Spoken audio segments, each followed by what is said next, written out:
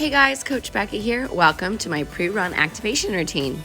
You'll need a band, a TheraBand, medium or heavy or light strength, and a foam roller. Let's get started. Our goal today is to activate all of our muscles that will help us with our run, walk, hike, or whatever you plan on doing today.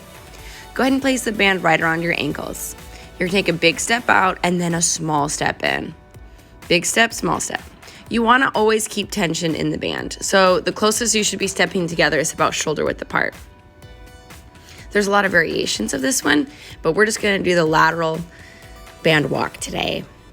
So this is going to wake up your glutes, particularly your weaker glutes, like your glute knee that typically is quiet unless we wake it up. So that's the purpose of the band walk today. Almost there. As you can see, I've got some loyal sidekicks that are going to be watching out for us today. All right, up next, you can either hold on to a wall, your foam roller, or a chair. We're just going to do some standing hip extensions with the band still at our ankles. This is going to wake up our glutes yet again and our hamstrings. What you don't want to do is lean forward or backwards to innervate this movement. So holding onto something can help you keep your joints stacked. Let's switch sides. We're doing about 12 reps here. And you're targeting your glutes and the back of your legs, your hamstrings. This is a nice way to extend your hip flexors or actively stretch your hip flexors, which can be chronically tight in the running, hiking, walking, cardiovascular worlds. All right, next, pull the band around your pinky toes. We're gonna do a little run-specific form work. Still great to do even if you're not planning on running right after this. You're gonna bring your knee in line with your hip, okay? Here's a view from the side, and you're going to get those running arms going strong. Remember, it's eye socket to hip pocket, opposite arm to opposite knee. And if you struggle with balance, take the band off and just work on your running technique. This is a great one to practice, coordination. This is a good way to strengthen your hip flexors, particularly for the run-specific type movements, because you do want strong hip flexors. You just don't want chronically tight about to pull hip flexors. Trust me, I've done that. Not so fun. Very good. All right, we're going to do one more. Band goes back on the ankles now. This one's to wake up our quads and core muscles and even our deep hip flexors again. So kind of some hip focused work here. Again, I'm holding on to something so I don't lean forward to cause this movement. My core, my hip flexors, and my quads are doing the work here. And again, we're doing about 12 a side. Here's a view from the side so you can see how I'm keeping my joints stacked while doing this. Shoulders over hips, hips over ankles as much as I can. That way the right muscles do the work, which in this case, hip flexors, core, and quads, or the front of your legs. Well done, you guys. Go ahead and pull the band up around the knees, either before or after getting on the ground, whatever's easier, more convenient for you. One of my favorites, the banded glute bridge. So you're gonna keep your feet about shoulder width apart, keep your feet flat on the ground, and just drive your hips as you exhale. Try to work against the band a little bit. That way you're activating some of those quiet glute muscles while you're squeezing your glutes and core. And today, you guys, you'll see I did a follow-up, a post-run video. So this one's about 10 minutes, that one's around 20 minutes. So whether you run for 30 minutes or an hour or 90 minutes, or if you're doing a speed or an endurance run, this will set you up for a great run. I had a great run after this, and I feel really great even the day after just from doing the preset and the post set. So little personal story there that hopefully you can relate with. Go ahead and place the foam roller between your fingertips and your toe. So it's I'm bracing the foam roller on my left side, and then on my right side I'm doing a dead bug, which means I'm extending my leg and arm at the same time and then bringing them together. This one's great for core stability and core coordination. I enjoy holding the foam roller on one side because that side has to kind of hold a constant tension, and hopefully I don't kick my dog here while I'm doing these, but we're doing about 12 a side here, you guys. If you need to press pause just to get the foam roller in the right spot, you may do so, but here's the position now that I'm switching sides. I'm bracing between my other arm and my other foot and just doing dead bugs on the other side now. I prefer to do my strength workouts barefooted too. I like to strengthen all the muscles in my feet. And I feel like it helps me engage in my session more. You're welcome to do this with shoes if it's more appropriate for you.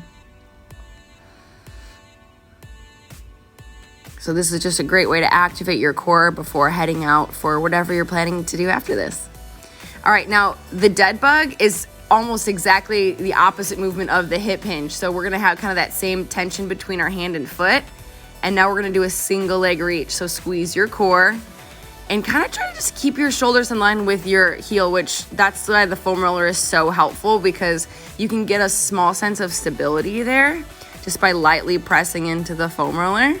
And it also is a good visual. You'll notice that right where my hand is, I'm keeping my foot really closely in line there. So I'm doing about 8 aside here on this one, just really taking the time to stretch.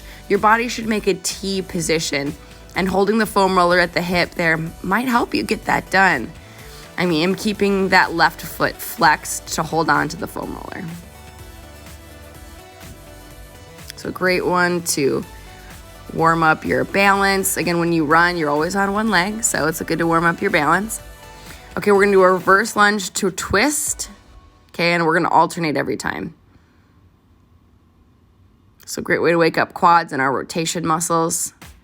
Make sure you got the good spacing there. And you're rotating towards your front leg. So whichever leg is in front, you're turning towards that. Switching sides every time. We'll do about 12 total here. Just getting the whole body warmed up now. A compound movement to get our core and legs fired up together.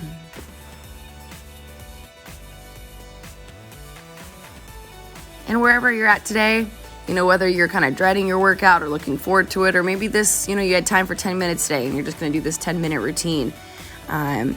Just try to find, you know, joy and purpose in that. We're all looking for something to kind of get us through the stresses of life, and movement is a great way to express ourselves. So at the end of the day, just, you know, I'm thankful that you're moving with me today. So no expectations here. Both feet together. We're just going to roll onto the toes for some calf raises. Just a brief set of, I believe, 6. Now let's try 6 on one leg there. Very good. Rolling up onto the toes, working that ankle mobility. We don't want to overly fatigue anything. This is an activation workout, so it's really just to get everything fired up. Good. Switch legs. Nothing should feel exhausted. Everything should, in fact, just feel awake and properly aligned. You know, you got the core fired up, the coordination fired up. And here's a good movement prep exercise I've been enjoying lately, the hip drop. So stand up on you can even do this off of a book, a step. All you're gonna do is let one hip drop, and then you're gonna squeeze your pelvic floor, your core, and your glutes just to kind of line your hips back up. So if you place your hands on your hips, feel one hip drop below the other, and then just pull it back up into position. So it's kind of like bad form, good form type of thing. Let's switch sides, and you might be able to see it differently just from a different angle on the demonstration here. Drop the hip, pull it up into the right position. So this is a great one for form and technique. A lot of runners have a hard time with just hip mechanics in general. It's a hard, impactful sport. So again, drop the hip, squeeze the hip, using your glutes and your hip flexors and your core muscles. Again, you can use a book, a step, a chair, just make sure it's stable. All right, we're gonna roll up onto the toes now. You can hold on to something if you need to get into position, and then lower down into a split position lunge or a split squat. You wanna keep as much extension in your ankles as possible. This movement is targeting ankle mobility as well as stability while building some strength in your quads and glutes. So it's just a great exercise.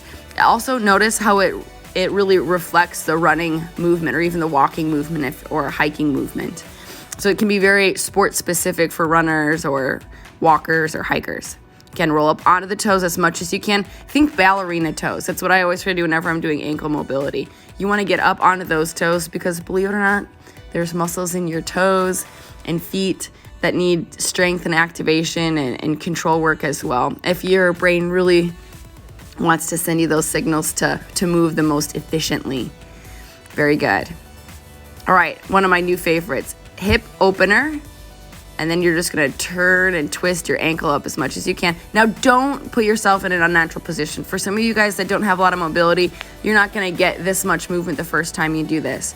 Try to just open, rotate back, and close. Open to the side, lift that ankle as much as you can. So your goal is just to be able to internally rotate at your hip so that your ankle at least comes a little closer to lining up with your knee. but you should not put yourself in an unnatural position. And in fact, you can hold on to something while you do this if you need to just learn the movement. Open the hip, rotate the ankle, and close. Let's switch sides. And you're welcome just to rewind 30 seconds and give this a second try if you're like, whoa, so much rotating. What do I do when?